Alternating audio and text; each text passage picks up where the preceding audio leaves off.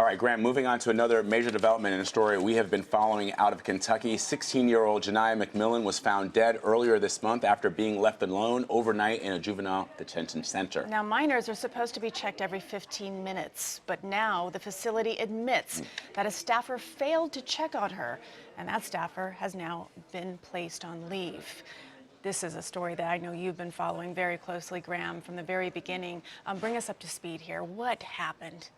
So Janiah McMillan's family says that this was the first night she'd ever spent in detention. And they're saying the idea that she died in her sleep, which is what officials right now believe, seems a little suspicious. And what we know right now is basically not necessarily when she died or why she died, but what officials did while she was in the jail. We're beginning to learn more. At 6:30 a.m. the day she was found dead, and a staffer offered her breakfast, and there was no response. But no one checked further than that, beyond getting the no response. 2 hours later, at 8:30 a.m., a snack was offered. Again, there was no response at all. And again, beyond kind of looking into her cell, as far as we know, there was no kind of official check to see what was going on. She was ultimately found at 9:55 a.m. when a deputy came to bring her to court.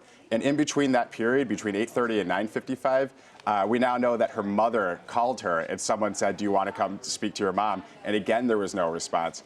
And again, it looks like there was no checking on her during that period. So there's 3.5 hours where at the very least we know she was non-responsive, but we don't know if she was alive, if she was dead, if she was conscious or unconscious.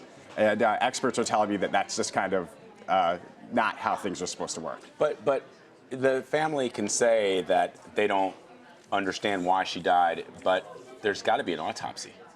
Are they releasing those?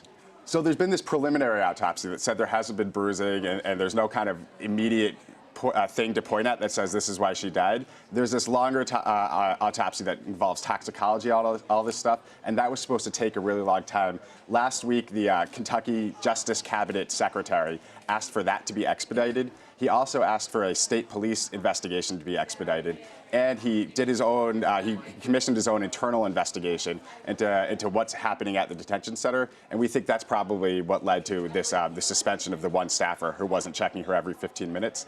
There's also a camera in her cell because when you're isolated in juvenile detention, you have to have a camera, and that video has been turned over to investigators.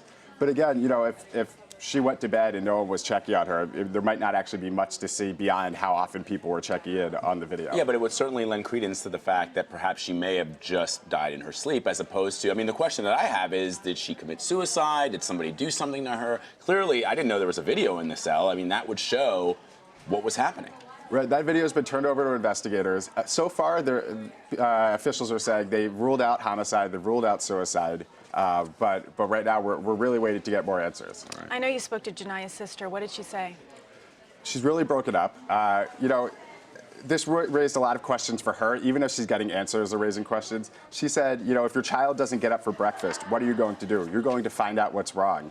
And she said, it seems like it's not real. It seems like I'm going to wake up and she's going to come home like someone's going to say cut.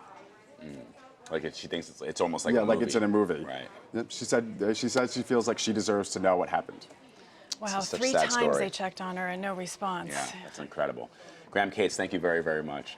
Remember, you can track investigations and read up on the big crime stories of the day at cbsnews.com/Crimesider.